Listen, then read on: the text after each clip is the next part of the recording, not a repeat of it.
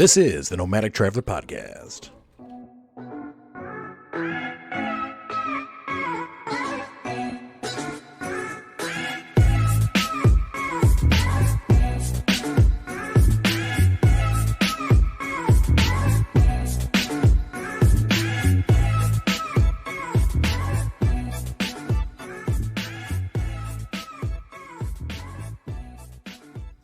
Welcome to Nomadic Traveler Podcast. I'm your host, Jason, and our lovely and wonderful co-host is here as always, Miss Nicole. Hello, guys. And we have a wonderful episode for you today about basically how to pay for life on the road. So we got Jim and, I keep wanting to say Linda, I don't know why, Renee. And they're going to talk to us about how do you pay, so you want to go full-time on the road. How do you pay for that? How do you keep life going if you want to live on the road full-time? Yeah, they have such good insight. There's so many things I didn't know were even in existence. Yeah, so they have tips from, having multiple revenue streams. They've worked organic farms in Florida. They do gate guarding. Find out what gate guarding is, because we had no idea. Walking pipelines. There's all kinds of different things that you can do to make money on the road that, quite frankly, I didn't even know about. Yeah, you guys are not going to want to miss this. So yeah, this is a really good one. So if you are trying to get out there and get on the road, and you are not of retirement age and you don't have a pension and you don't have a large 401k and a bunch of money stuck aside. Like 90% of people. Yeah, like most people, this is going to be the episode for you.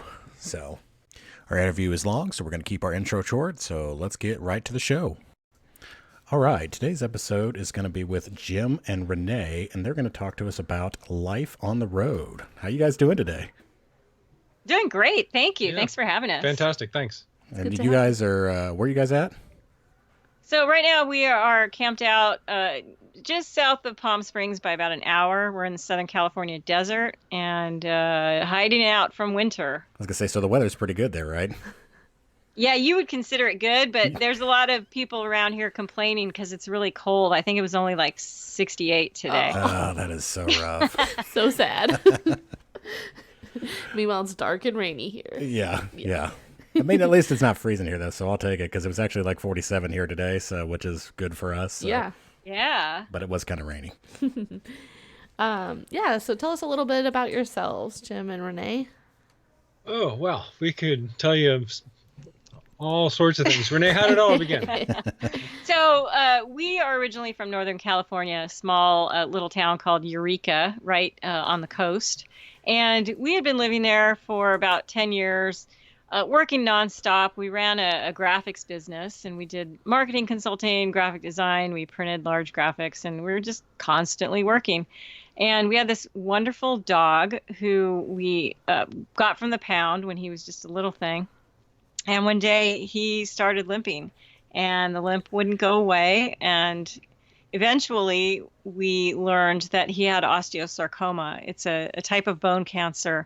And the only way to help get rid of the pain from that cancer is to take the leg and amputate it.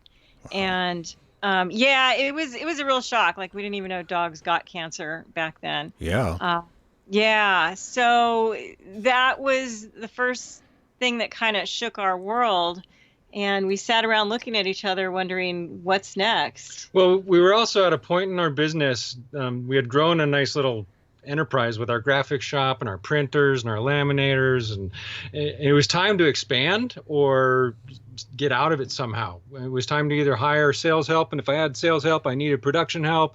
And honestly, in retrospect, we were actually getting kind of burnt out. So this diagnosis was kind of bittersweet, and we were wondering, what are we going to do? They're recommending chemotherapy, and that's going to be 6 hours away. And Renee said, I got an idea. Literally sat us down one day and said, why don't we sell? Let's get out, sell everything, sell the house, sell the business, we'll buy an RV and travel. We'll budget for a year off, and we'll enjoy this time we have with Jerry. We had called him our chief fun officer because he was the CFO of our company. He kept us sane. I mean, this was the .com heyday, and I was, all of our business was down in Silicon Valley, so we were traveling a lot and dealing with tight deadlines, and he kept us sane. So when we were big outdoorsy people. He started limping after a hike on a section of the Pacific Crest Trail. So we thought he was just tired. But then when we found out it was cancer and we actually went through with this amputation, we wanted to enjoy the remaining time together.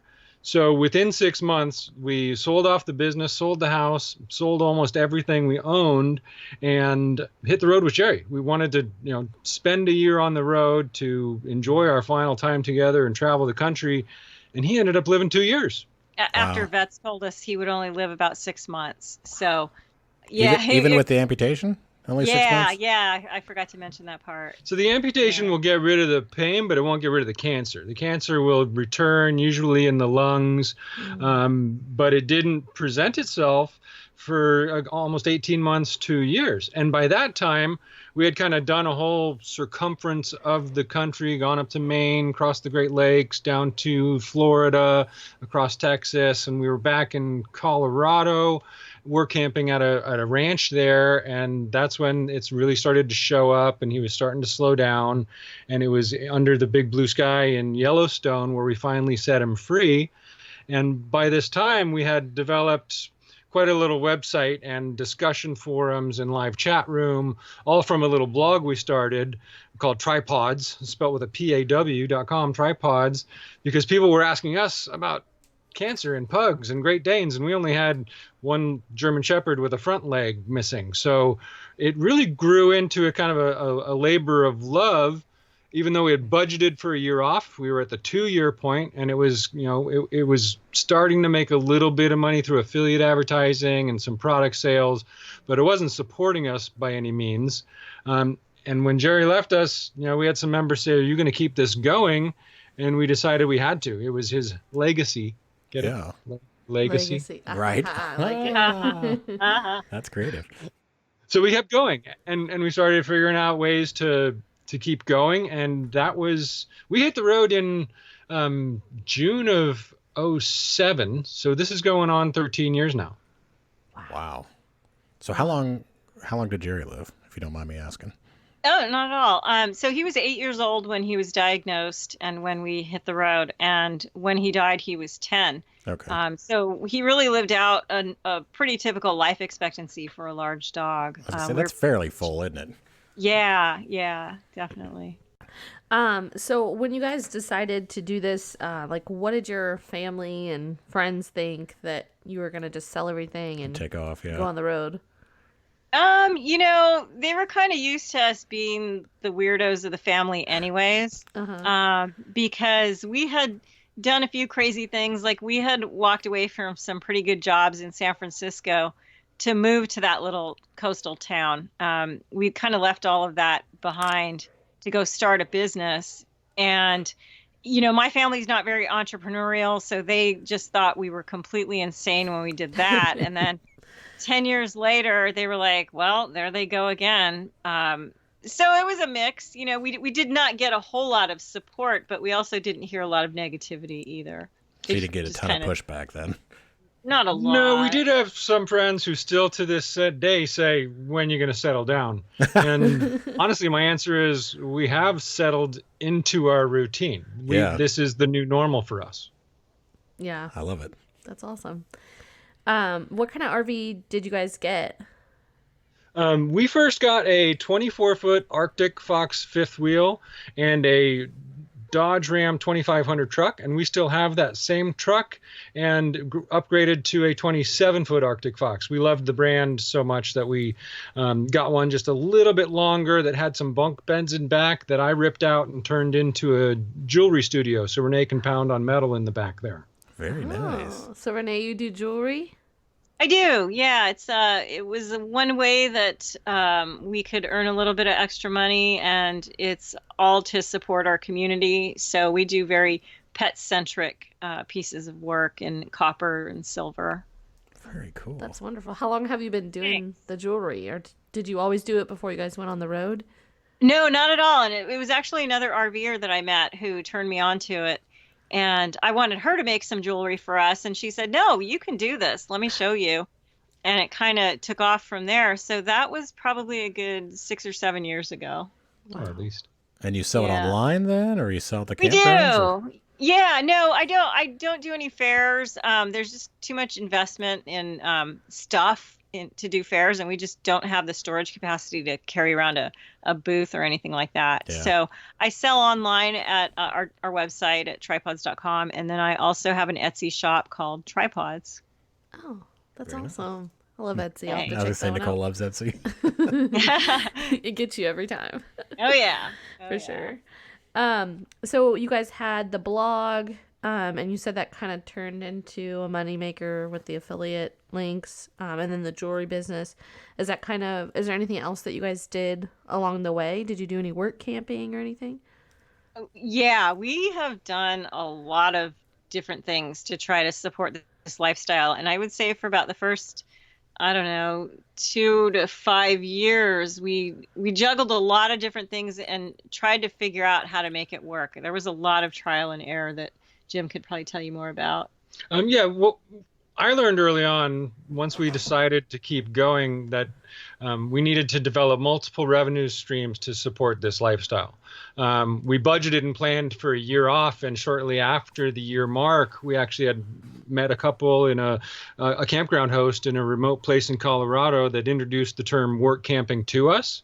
And after that, we started investigating those type of jobs, and we decided, let's take work camping jobs at locations that we might want to pursue someday. So that was the goal. Let's try these different things, get free rent, and discover where we want to move next, and explore new places and see what we want to do. We always wanted to do an animal rescue. That was one of our crazy ideas once. So our first work camping job was at an animal shelter in North Carolina, and we spent a few weeks there and discovered that's a special breed of people, and that we're not cut out for that. We're not tough. We are not tough enough for that. Herding cats was hard enough.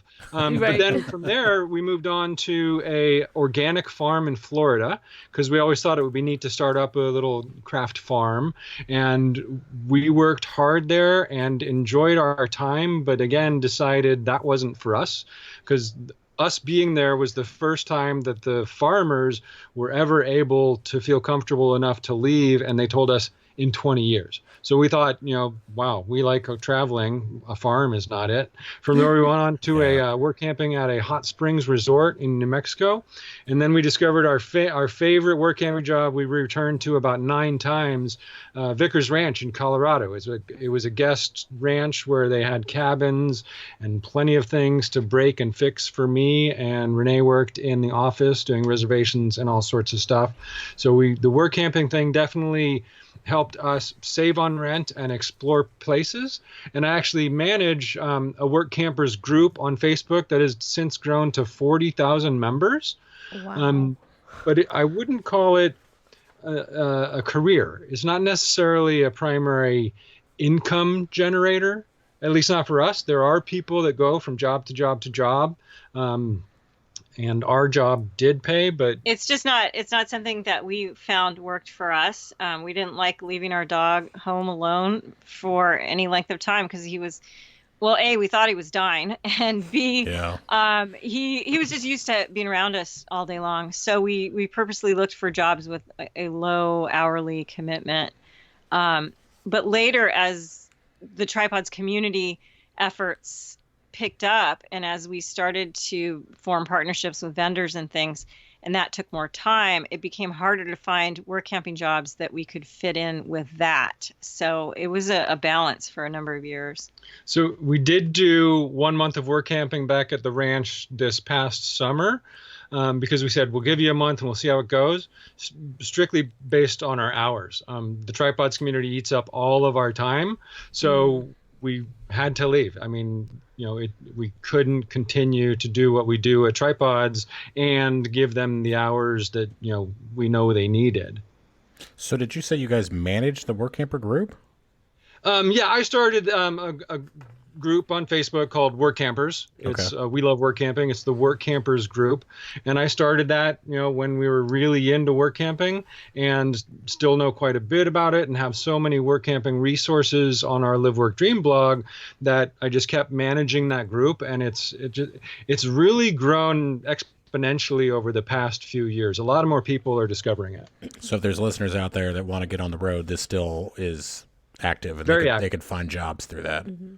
Yeah, very active. And because I manage the group pretty tightly, I'm one of those crazy people that believe a tool should be used for its purpose. Yeah. So it's not your stereotypical Facebook group where people are always going off on each other and posting pictures of cats on the dashboard.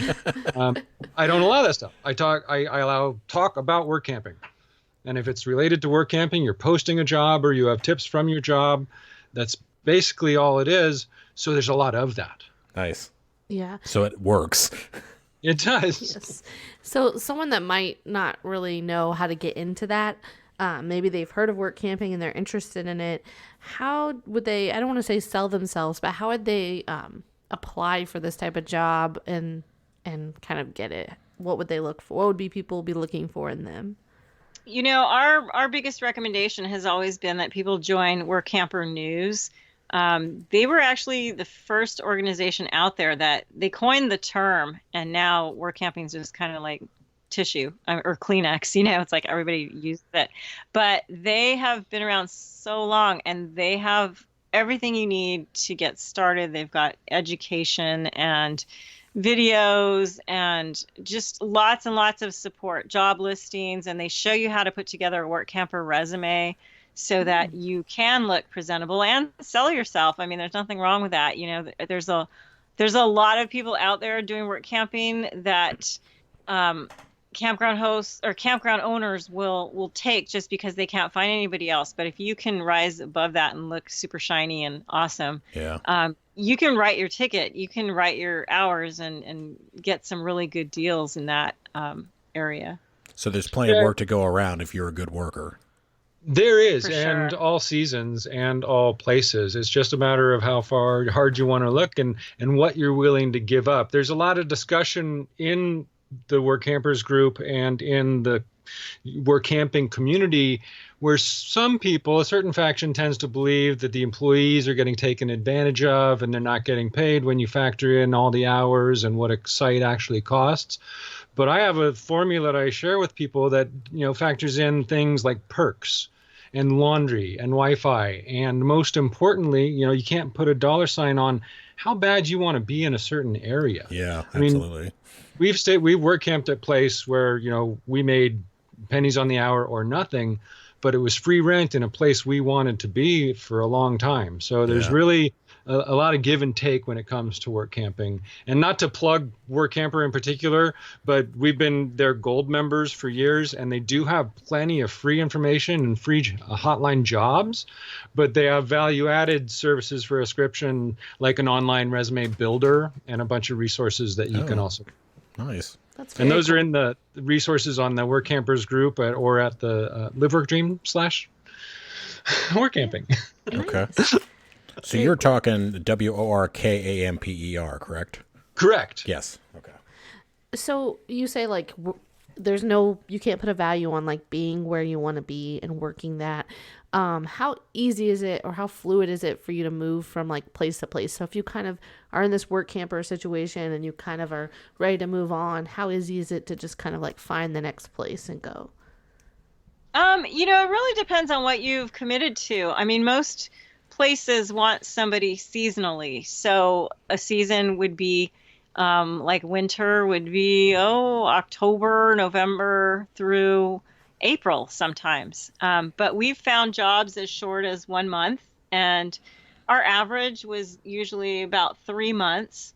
It kind of depends, but you know, the thing about going from job to job is that you're constantly looking for the next one. So they're out there, but you just have to keep putting yourself out there and applying for them so that you can move on during the next season or a month from whenever it is you want to leave. That's one of the reasons why we developed multiple revenue streams, was so that we didn't have to do that and only did it because we wanted to do it. So real quickly, to answer your question, technically, it's very easy to move on. But I mean, we have an RV, we can just move our home, but you don't want to burn those bridges, and you don't, you know, you want those good references. If you want to do work camping as a way to help support the lifestyle, you want really good references and you want to fulfill your commitment. And one thing that really helps that is getting a firm understanding before you take the job. I've heard from people in my group that like get a verbal on the phone and show up and drive thousands of miles to their job and find out that the person that hired them isn't even there and they don't have a job. So it's really, a contract is more and more normal these days. All of our jobs were always kind of on a handshake, but it's really good to know, what you're going to be expected of when you get there and not show up and realize you're going to be doing something else or many more hours than you had planned for. Okay. And then my question was kind of the opposite is, can you find something like long term? So if you wanted to camp out in Fort Myers for, 2 years or something, can you find a long-term one, or is it always going to be you're going to be stuck in a situation where you have to hop around every 3 months? So those definitely are lots of long-term jobs out there. Good luck finding it in Fort Myers. Okay. The people already have those jobs in like They're hard to 2025 find, by now. Okay. But yeah, people, there's lots of, mostly the resorts and the residential parks and the larger parks want people to stay a long time. And KOA has their own whole portal for finding KOA jobs. Okay. And, they like to, have people for the long term. On the other hand, you could do a pumpkin patch around Halloween or sell Christmas trees, or gate guarding is a really big thing down in Texas and other oil areas where you are pretty remote and dirty, and you sit on a gate in your RV and work 24 hours for a month and make really good money. Or the beet harvest just wrapped up. The sugar beet harvest was pretty bad this year, but it's a lot of hours put in over a short period of time to make some money. Go back to the gate thing. What was the gate sitting thing? So sorry, oil fields often have a gate where trucks come and go at all hours of the night. Okay. And gate guarding is people who are contracted to stay at the gate in their RV, and the employers usually provide a generator and a water tank and what they call a honeypot service, who will come around and empty your waste tanks periodically. But you're on that job 24 hours a day. So it's usually a couple, and you never really get to spend time together because someone's doing the night shift and someone's doing the day shift, but you might not do anything all day. And then the next day you might have 12 trucks come and go. You basically sign trucks in and out of the facility. So Interesting. cool. I had no idea that Yes, even existed. I didn't either. That's awesome. Yeah, it sounds great, and we actually considered it once or twice until we started reading more about it. And the problem that we felt gate guarding had for us was you tend to be in really remote locations that are far from any kind of services. So on your one day off of the week, you're going to need to drive 2 hours to the nearest grocery store. Oh, yeah. That's why the pay is so good. So generally in work camping, if the pay is really good, there's a reason for that. And with gate guarding, you usually don't get days off together.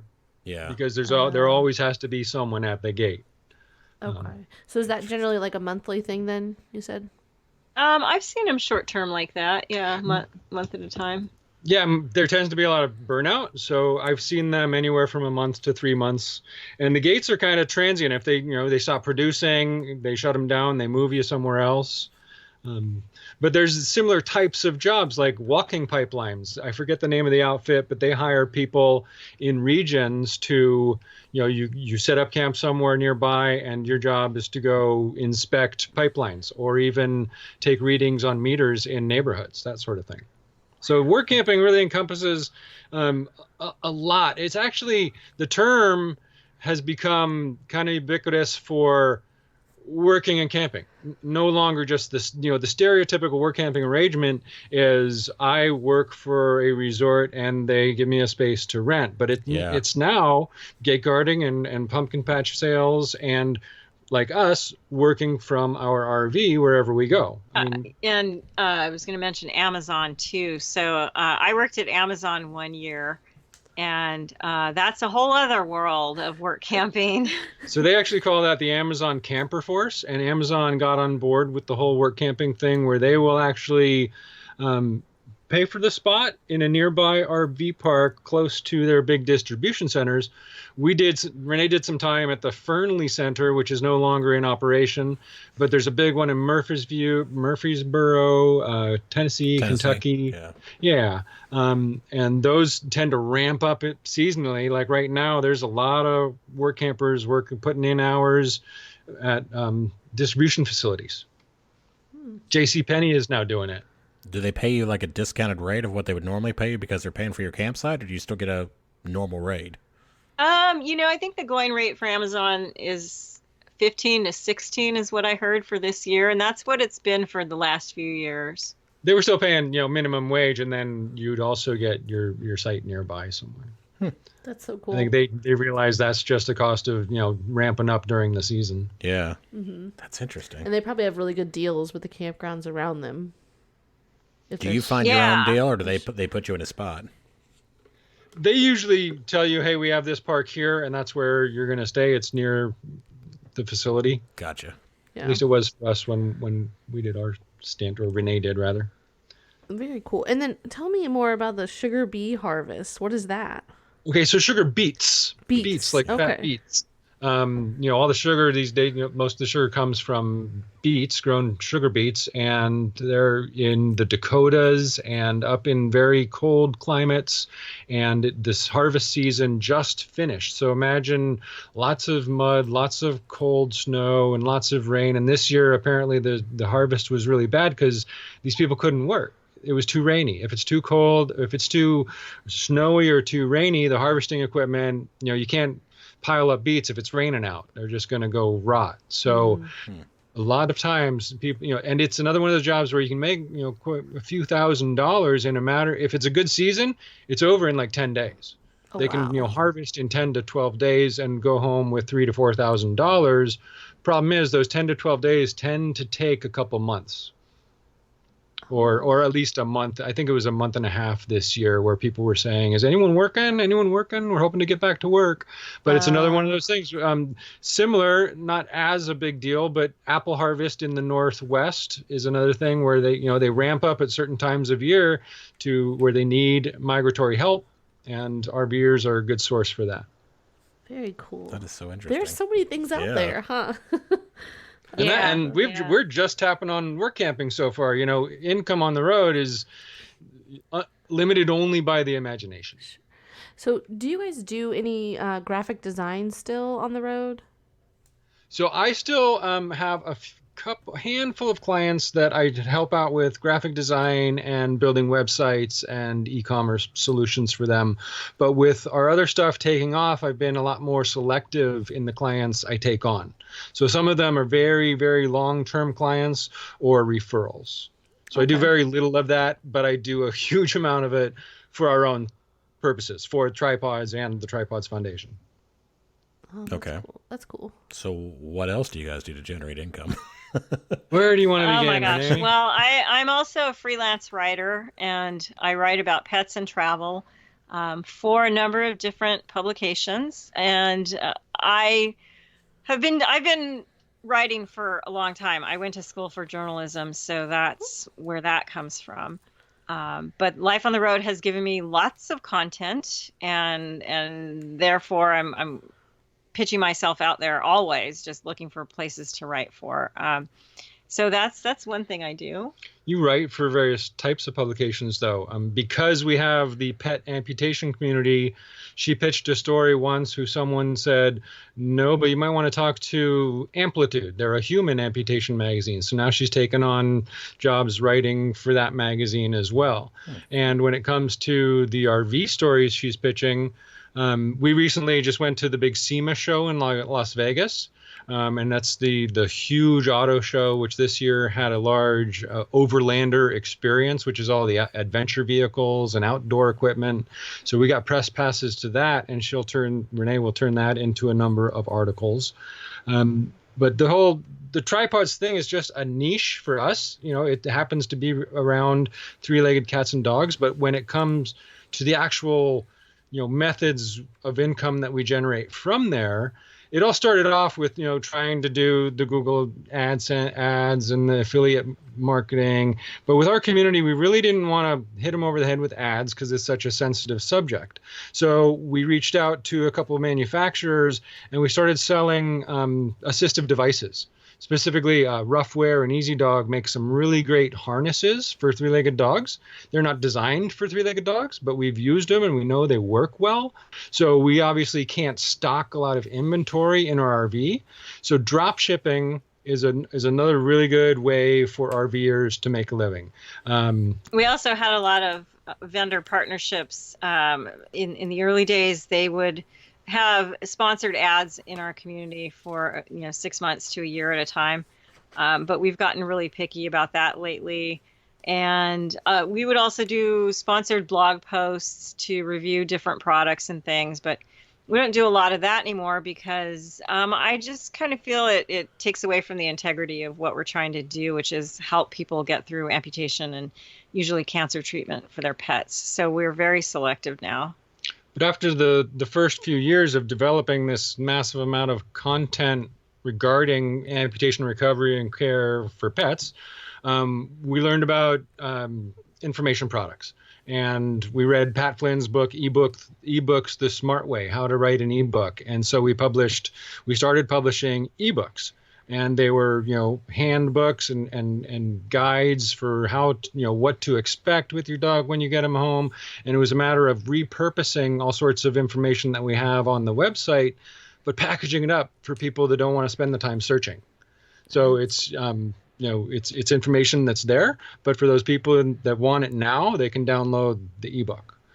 The other thing on the website is that we now host more than 1,500 three-legged dog and cat blogs. Just from, our simple little blog about our dog, I, discovered WordPress multi-site and I built a network of blogs.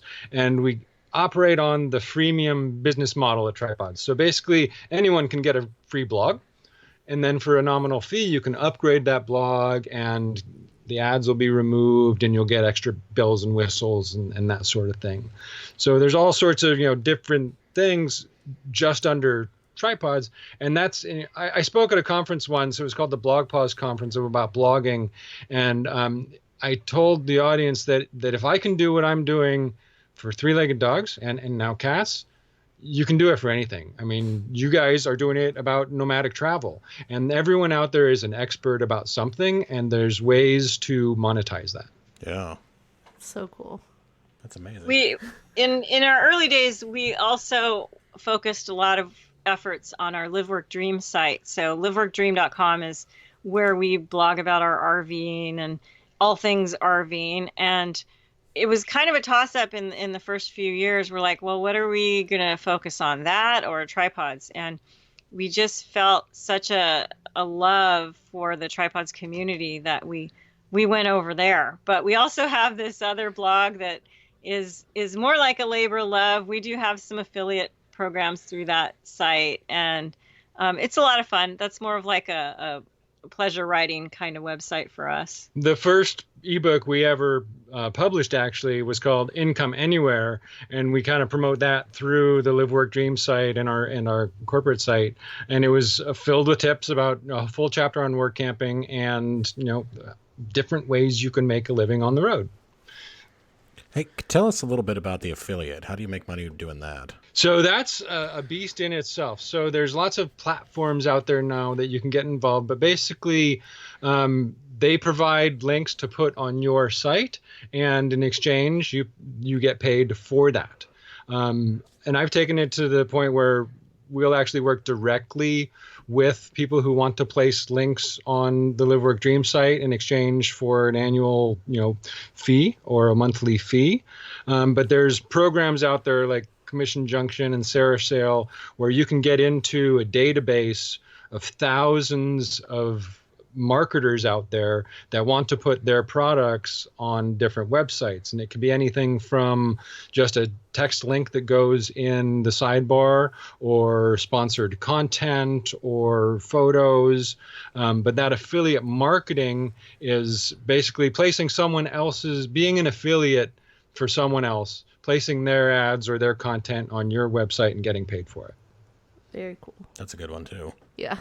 It is. All of these things are, things that you can do with minimal space and minimal inventory and, crafting and things like that in jewelry. There's a few 100 pounds of stuff here that we have just to do the jewelry business. But, Renee talked about writing, and that's one of the best because all you need is your computer or pen and paper. And, self-publishing is another way that people can go through it. And as you guys know, we actually just published our first book. Yes. Tell us a little about that. So Be More Dog is the story about everything we've been talking about so far. And it's the reason we hit the road. It's Jerry's story. It's leading up to that and all the lessons he taught us during the first couple years on the road. I mentioned briefly how he was the chief fun officer and kept us sane.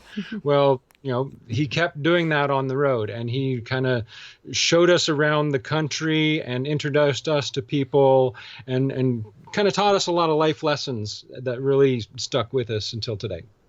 And where can people get that? BeMoreDog.net is where it's all available in all sorts of different formats. It's available on Amazon, Barnes & Noble, and if you want to get into like self-publishing talk for a minute, anyone can publish a book these days, and Amazon is a great place to do it. But we also published with an outfit called Ingram Spark, and they publish a catalog that every bookstore and library purchases from. So Be More Dog will soon it's available to the bookstores, so anyone could walk into a bookstore and ask for Be More Dog, and they can get it from the catalog, and we hope to see it on the shelves soon. But we're distributing printed books to retailers through Ingram Spark, and then ebooks and printed books through Amazon. And then on our site, we chose to, throw it all there as kind of the main point to get to it. So you can get the book, the ebook, or a special gift package with autographs and buttons and stickers and stuff. Nice. That is amazing. So no Audible, huh? Not yet.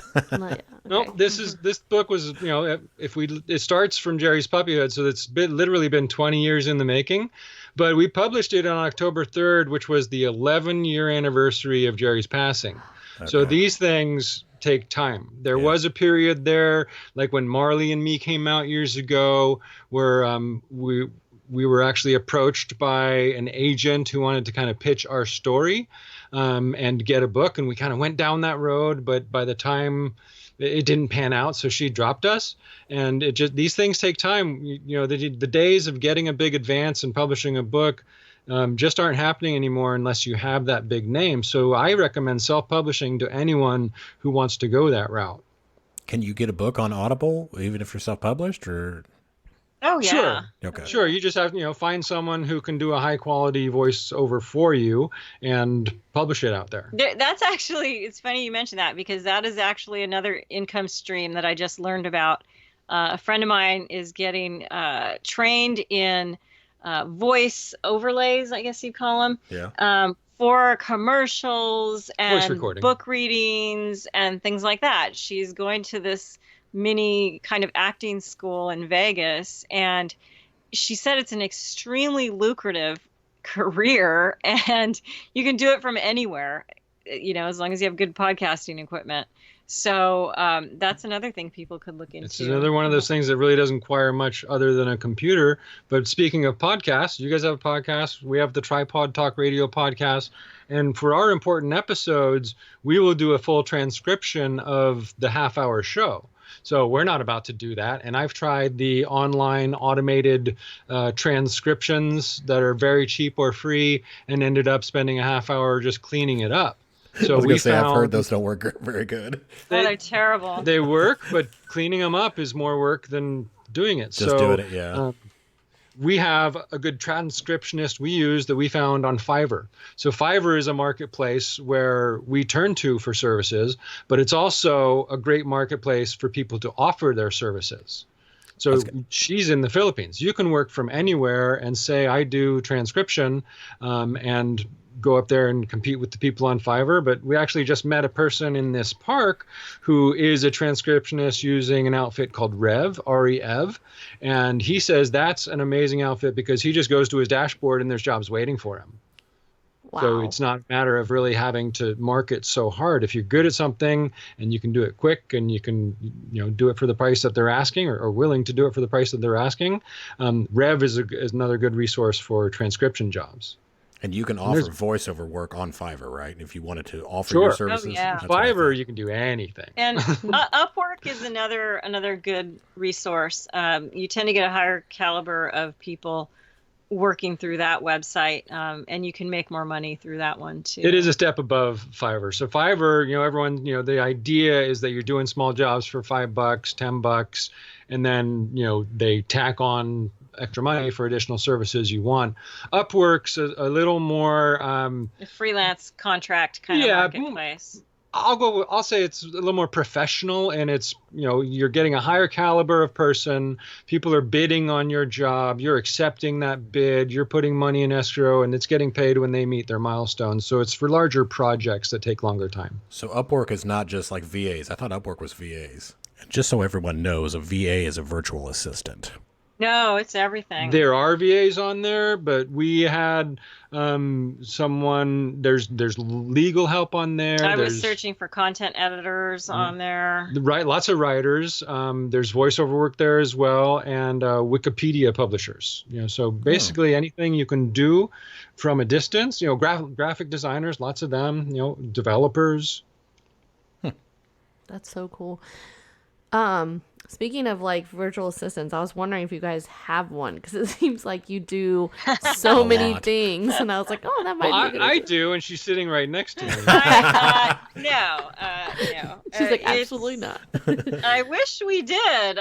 We did. We have a lot of irons in the fire, and it's part of being self-employed, and I think it's part of this lifestyle. It's you have to be really flexible and be willing to juggle lots of things. There are a lot of RVers out there, however, who are paid employees. They are W-2 employees, and they love what they do. They can do it from anywhere. I'm not one of them. I've been a terrible employee my entire life. I love being self-employed. But that is a whole other route. If you do have a job that allows you to work from home a couple days a week, or you have an employer that's open to the suggestion of working from home, what does it matter where your home is? Mm-hmm. Sure. Yeah, for sure. You guys have done 4-hour work week. Have you read that? Oh yeah. That's what that reminded me We of, attempted that. It's got some great input, but I really found it to be pretty unrealistic for the micro businesses like ours out there. The 4-hour work week thing is, but I think it's got a lot of good ideas in it. You know what I mean? Oh, for sure. Oh, definitely. Delegating, outsourcing, that sort of thing. Very, very true. One thing I did want to ask you, so I know you guys have talked a lot of these things, you don't have to reach out to people, or things that you're just kind of doing on your own. But for some of these, like the affiliate links and like other things that you've talked about where you have to find people, it's a lot of networking or reaching out. Do you guys have any like tips or tricks on doing that for people who might not have ever done that before? My biggest advice is to get involved in the full-timing community if this is something you want to do, because word travels fast. And like, for example, we were hanging out with a bunch of full-timers who work from their rigs, and we heard about a certain company that is really hot on getting people to review their product and have different partnerships with. So I think the more people you can talk to and get to know at rallies and things like that, the better your chances are of finding different opportunities that come your way. I would agree, because the full-timing community is getting younger. I mean, to put it bluntly, there's more over the past few years. There's more and more working age adult RVers out there trying to work remotely. And case in point, Escapees RV Club was founded many years ago, and there's 100 and some odd thousand members of this RV club that was founded on the premise of nomadic workers. But that whole community is aged over time, and the average demographic of a typical escapee they're is retired. They're definitely retired. They're a little older, and they don't have to worry about working so hard. And they recently, in the past few years, spun off a group, kind of a division, or just kind of rebranding their membership as Escapers. And Okay, that's we hook what I'm up a with member them. of. Okay. Because I'm a Yeah, member. so- I was like, I think I'm a member of that, but I thought it was all like 30-somethings. Oh, Yeah, cool. so if you are an escaper, you are an escapee, because you have to be a member of Escapees to join. Yeah, and Escapers. Gotcha. there's no age requirement for being part of that. I mean, there are people of all ages in that group, but the focus is people who are still working. Yeah. Okay. So escaper is you're working, you want to get out, and escapee, Yes. you've been out. Yeah, And there you there go. are, yeah, well, and there are still escapers who are retired, but they want to connect with the escaper crowd, because they're just a little bit different than the stereotypical retired They're a RVer. lot. They're Yeah. a lot more active and fun-loving, party animal Yeah. kind of thing. But I did want to add though, if you remember, you might want to check out. I write a column for the Escapees magazine. What's it called? I write about people working from the road. So Working from the over the road. last year, I've profiled a number of different ways that people are earning a living on the road, from solo people, the families, to singles. So and from employees to writers to jewelry makers. yeah, so if you are a member of Escapees or Escapers, you can check out that column and all the back issues. They might give you some ideas. Yeah. Sweet. Yeah, that's awesome. Do you guys have any ideas? Because you guys have given us so many ideas of like what work to do and how to get your bills paid while you're on the road. What would you say to someone who like hears all these things and thinks they're great and might want to go for it, but is just a little nervous because it is so different? Do you have any advice as like a pushing point for that? Like, how can they get started? Should they pick a few of them and try them out and make money on them while they're still have a full-time job at home? Or what would you suggest? Business, we didn't just start it cold turkey from scratch. I mean, we had clients that we were doing freelance work for in the past. So like Jim was doing graphic design from the closet of our little San Francisco apartment when we lived there. Yeah, so Renee's And- talking about our previous life before we way hit the back. road. But what I'm trying to say is that use the skills that you have to your advantage. Build on them, make connections. If that's the area that you think you want to get into when you're traveling, and work your way up to something that might be able to support you. And that'll take you to all these different places. You never know where it's going to take you. And that's what happened to us. We started by graphic design and writing, and then it turned into a number of nice little things that we do.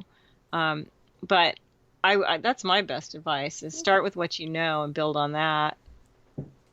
Very cool. Let me kind of change gears just a little bit. I want to ask you about, like, what do you guys do about, like, health insurance on the road? How do you guys pay for that? Is it outrageous?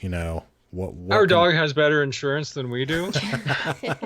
Seriously. But Renee, you manage that. It's awful. When we first started, we had nationwide insurance that would cover us in every state, and it was not cheap, but it also wasn't like it is now.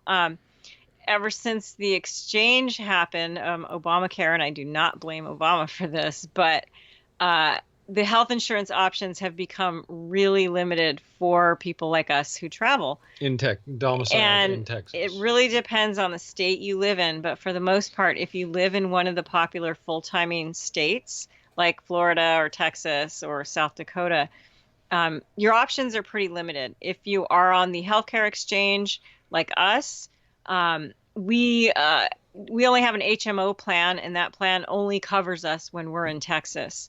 So if we need care, well, we're on our own. And if we want to get off the exchange and get our own health insurance that does cover us from coast to coast, there are a couple of options. Escapees has a few different ways to get health insurance through some of their affiliated companies.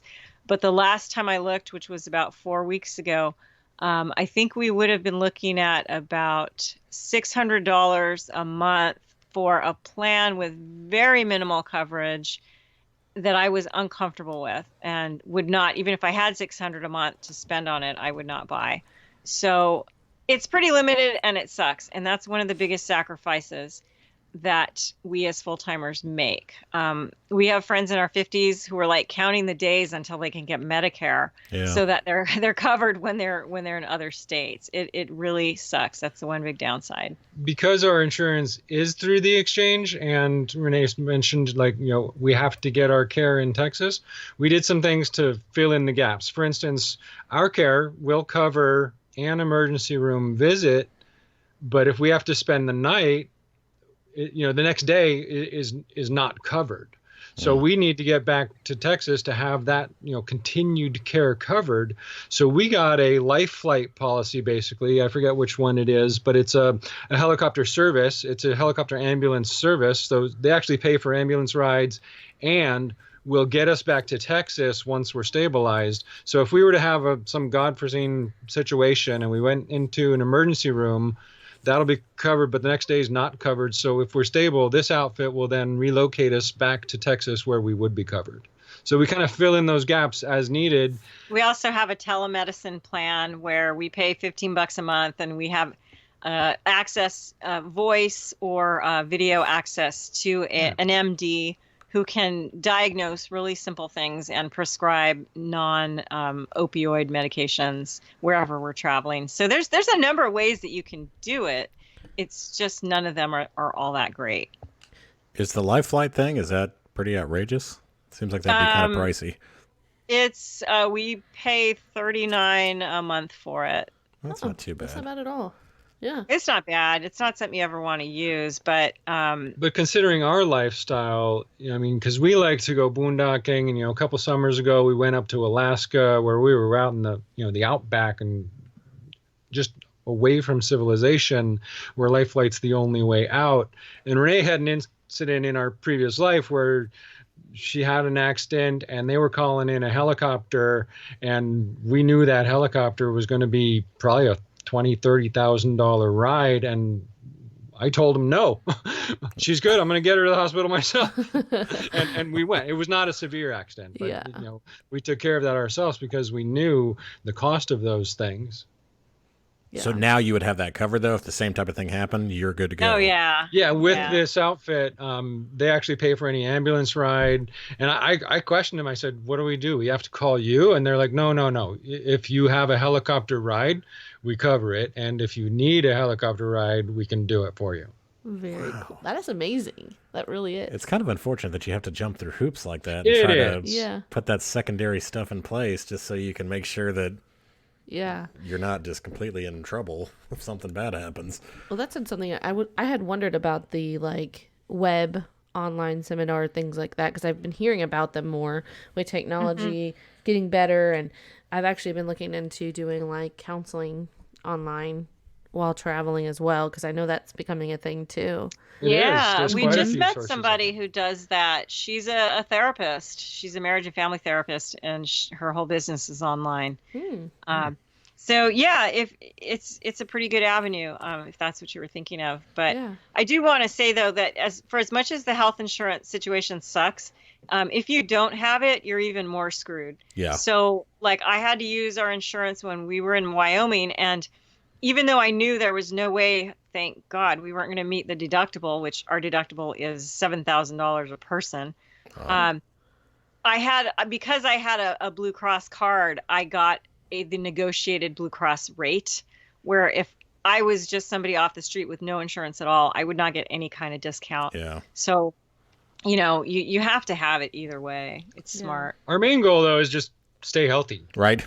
There's things you can't avoid, and because we were nomadic, we were able to go back to Texas to get some routine stuff done and have it covered. But we had to go back to Texas to do it. So I assume you guys try to swing through Texas at least once a year? Periodically, yeah. Yeah. One other thing I wanted to ask you about is, what about mail? How do you guys get mail? Do you have a P.O. box? Do you guys still own a home, or? No, we don't. We don't have a home. We have our home on wheels, but as members of Escapees, we use their domicile service and their mail forwarding service. So our official air quote home is in Texas, and all of our mail goes to the mail forwarding facility that is at that same address. It's a good address that you can use for banks and getting your passport, voting, registering your vehicles. It's considered a residence by all of these entities that try to look very carefully to make sure you're not using something like a UPS store as your address, which happens to a lot of RVers. They'll go and get a UPS store mailbox and then find out they can't register their vehicles there. So that's a good tip. I'm glad to know that. I didn't yeah. realize that. Yeah, you have to be real careful about that kind of thing. So Escapees does all the work for us, and that's how we do it. We've been using their mail forwarding service for about 8 years now. We were on the road almost a year, and I was having a sister. We had a P.O. box and a sister who would pick up mail and forward important stuff, and that just wasn't working out. And then Escapees isn't the only service. There are other ones out there, and certain levels of these different services will scan your mail and open it up for you, or you can go and look at it online. But with Escapees, we can call them and say, did this thing arrive yet, or did we get something from so-and-so, or is that just a catalog? Throw it out. Because we don't want, them to ship the Good Sam catalog to us anymore. Right. Hey, I like that service. I want someone to open my mail and scan it to me. I'm thinking about doing that just locally here. I get enough junk mail as it is. Right. So wait, how much does that service cost? There's an annual fee. I think it's like $80, $85, and the cost of postage, and that's it. So that's pretty reasonable, though. Oh, yeah, that's not bad. Yeah, I'm pretty frugal, and I don't even complain about it. Well, we can call them up and have them forward the mail, as needed wherever we are. And they'll ask, well, where are you now? And we'll forward it off, and you can have it shipped however you like. That's How nice. cool. That's like awesome. That. Yeah. Yeah. So another question that we had, it being Thanksgiving next week. Have you guys ever made like Thanksgiving dinner in your camper? We have. We have in hot, sweaty Florida, and we've done it here in Southern California. And honestly, it's a real pain in the butt. The large traditional meal is. Yeah, well, we're vegetarian, so we would never try to even cook a turkey. But I roast acorn squash with stuffing and Brussels sprouts. So to try and do all of the dishes you want to eat in one RV kitchen, it gets messy and small and crowded. So we like potlucks. So RV community is always great because all RVers understand this, and RV parks and gatherings around holidays are great because potlucks are wonderful and filled with a wide variety of foods, and you get to meet all sorts of people that way. Very nice. That sounds awesome. That is awesome. Those are very fun. It sounds like you could try a lot of different cultured foods too. Something you might not normally have. That'd be cool. Very cool. Everyone get to try her kale salad. I had a kale salad one time. The girl was a vegetarian, and normally everyone's like they don't want to touch kale if you're not a vegetarian, And it had like this honey dressing on it or something like that. It was delicious, man. I'm like, how did you make this? Hey. Yeah, well, we'll make you one if we ever cross paths. Yeah. So she was like, well, I'm a vegetarian, and I basically eat salad all the time. So she's like, I'm a professional salad maker. What, if anything, have you guys learned about yourself since you've been like full-timing?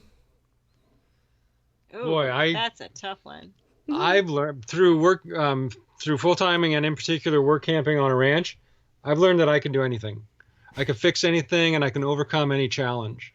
And I don't think I would have gotten that in the default life because we live our routine and we go through the same thing and we're not thrown the challenges that RVing can have, whether it be a flat tire on a busy highway or a broken leaf spring in the middle of Alaska. I've learned how to roll with the punches and accept these things for what they are without having a blowout in my mind. Very cool. That's I love awesome. that. And if you don't do that, RVing is really difficult because these things will happen and you won't be able to handle it as well as you could and be happy from it through it. Get all bent out of shape about it, and you gotta keep the positive attitude, right? You do, because these things happen and you have a choice of how you react to it. I've You know, definitely gotten better at that the older I get. The older I get, I realize, especially when you're on the road, things are going to happen. You just roll with it. Remember when we got stuck in Georgia? Exactly. There was a fatality Oh. accident in front of us, and they basically shut down the interstate, and we were stuck between an exit and the fatality accident, and there was basically nowhere to go, and we sat there for like 6 hours. Yeah. And she was like, "I can't believe you're keeping such a good attitude about this." I'm What like, are you "Well, gonna do?" this is one thing I've learned. Yeah, that things happen, and you just expect it when you're on a long trip. Something's gonna happen." And we made the best of it. We went up and met people in their cars and gave them podcast And we handed out cards. podcast business Wow, cards. that's awesome. There actually was an RV a little bit back that we met. It was kind of cool. They didn't want us to use the restroom. Nicole though, went back and asked if she could use the restroom. She goes, "I got to go to the bathroom." They're like, "Well, we got a bunch of kids in here." Wow, I would have let you use ours. That's a tough situation. That's what I told her. I was like, 'cause she was like, "I got to go to the bathroom." I'm like, "Go back and ask the RV people." She's like, "You think I should?" I'm like, "I bet they'll let you." I think that's awesome.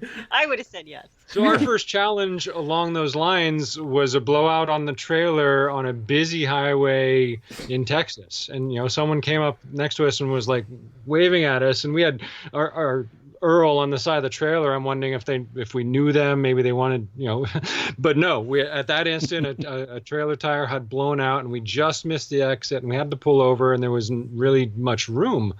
So I'm good at changing a tire, but at that point I was would have been in the lane to change the tire. Yeah. So we had to call roadside assistance and they took forever. We had to call back and it took a long time and we got through it by laughing. So Renee and I practice laughter yoga. It's a thing. Google it. So it's a way, because when you laugh, you kick off certain endorphins, and your body doesn't know whether or not it think it's funny. It just knows the result of laughing. So we even made a little laughter yoga video of it and how we were dealing with this situation by laughter, and that went up at Live Work Dream and gets lots of traffic. And if you want to hear about laughter yoga, go back to, how many episodes ago was that? I think it was 4 or 5. Kelsey Henry, the episode of Kelsey Henry. She's a laughter yoga instructor. Oh, So Awesome. We will definitely look that one up. Yeah, it's called Road Schooled. Road Schooled. That is Yes, it. Yes. awesome. That's our Road Schooled episode. with Kelsey Henry. Yeah.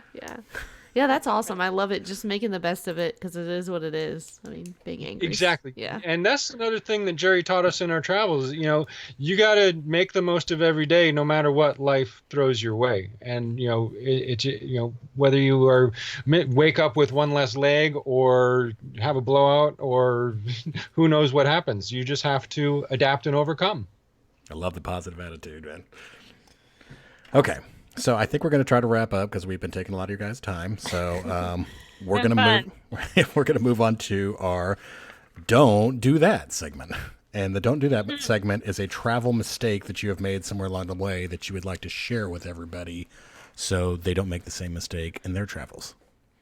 I'm going to come back to complacency. You cannot become complacent in your daily routine, and you can't just think you know it all because you've been on the road X number of months or years.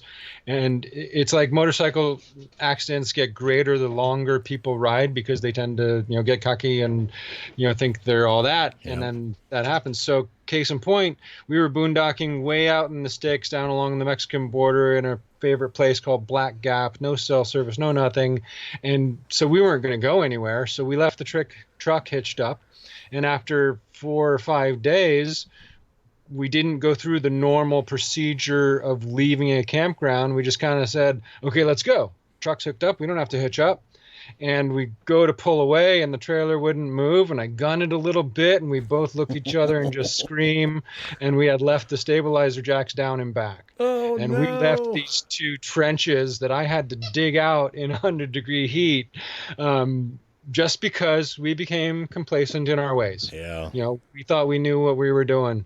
And now, we have a remove before flight flag from a jet engine hanging inside our rig, just as that little reminder, did we do everything? We have a thing that we do. We call it the Jason walk around. And I absolutely, no matter what we've done, I always do a walk around before I start going. It's like my thing. And they're like, we're good. No, I'm doing the walk around. Yes. So one thing, Renee and I deal with that. I don't know if it's necessarily gender appropriate these days, but we have blue and pink duties. So I do the blue duty, she does the pink duty, she takes care of everything inside, I take care of outside, and then we kind of switch roles for a minute and check each other's work before we go anywhere. Yeah. I love that. That's I think it's So good. Yeah. don't become complacent in your ways. You Yeah. got to be able to know that you're not all that. Yeah. Things Good happen. one. I like that one. See, and I think that's gender fine as long as you get to choose your own duties. You Yeah. you use your strengths, right? And choose your That's it. color. That's right. Just Choose your purple color. duties around here. Purple duties. As long as it's not a brown duty. Yeah. Okay, final segment is today's hidden gem. Today's hidden gem is a place that you have been that's off the beaten path that maybe one of our listeners, if they're out traveling, they would like to go check out. And it's something that's not kind of touristy. It's supposed to be kind of unique. So if you find yourself traveling in southern New Mexico, just south of Albuquerque, take Highway 60 west to a little place called Pie Town. And Pie Town is exactly what it sounds like. It is a place where some of the best pie in the universe is made at a cafe called The Pioneer. It's all they do. They just make pie, and it is the most magical place. It's not just the pie, it's the people, it's the scenery. It's a great place to stay. There's a free little campground across the street. And Jim and I have been going there for years. We love this place. The Pioneer is actually in our book, Be More Dog, because the first time we went there, we arrived with Jerry because we were in Santa Fe at the time at an oncology appointment. We went up to see them, heard about this Pioneer. It's just past the VLA, the Very Large Array. So any geeks out there listening, you can kind of get two birds with one stone. You get to see the big VLA. Keep going another 40 minutes to Pie Town. You don't want to miss it. It is a magical place. But we arrived and they were closed, and they let us in with Jerry, and we have been going back, almost every other year since then. That was 2007. That's great. And free camping across the street. Yeah, right Cool, across yeah. the road, so you can walk and get your pie and go back for more in the morning. Yes. That's all right up my alley. That sounds Pie awesome. Town. Especially being around Thanksgiving now, we can go get our pies. Yes. Oh, yeah. That's awesome. Have to make a little detour or a long detour. Yeah, that'd be a little bit of a trip. It's a long. You gotta want to get there, but it's well worth the trip. Very cool. Okay, so if people want to find out more about you guys, where do they find you at? Sure. The whole book that tells the whole story behind everything we do is available at bemoredog.net. And for the animal lovers out there, to see what we've built with our passion and turning it into a business is available at trypods.com. That's with a paw in the middle, trypods.com. And all of our RVing life we spout about at liveworkdream.com. Okay, I'm actually writing it down myself. And the Tri-Paw is PAWD? Yes, With an S. Tripods, TRIPAWDS.com, where we have all sorts of resources and information for people. And we actually have a nonprofit foundation we formed years ago to keep all this free at tripods.org. Gotcha. Perfect. Hey, guys, thank you so much for coming on, man. We really appreciate it. Well, no, thank you. You guys Been had fun. Thank way you so- more golden information than we thought you would. Yeah. Thanks. Wow, thank you. We're honored, and we can't wait to share this with our communities as well. Yeah. So we'll let you know when it's coming out. It'll probably be a couple weeks. All right. All right. Thanks. Fantastic. guys. Well, happy travels. Thanks, guys. Thanks so much. I appreciate it. Sure thing. Keep in touch. All right, everybody. That was Jim and Renee from tripods.org. I think I'm saying that right. Yes, that's right. And man, that episode was so good, man. Just from the organic farming in Florida to the work camping to the gate guarding to Amazon to the Roughwear affiliate work. I mean, they've really got it all going on, Yeah. man. All the tools that you need to get out there and get on the road. They've got it figured out for sure. Mm-hmm. So Yeah. I was very impressed with all the information they brought to the table. So hopefully this helps all of you out there that are trying to get on the road and want to be able to travel on your own and not suck your savings dry. Yeah, I'd love to get out there and try some of those. Yeah. So this will provide you some alternatives and hopefully lead you to that life on the road that you've always been dreaming of. So that's today's show. We'll see you next week.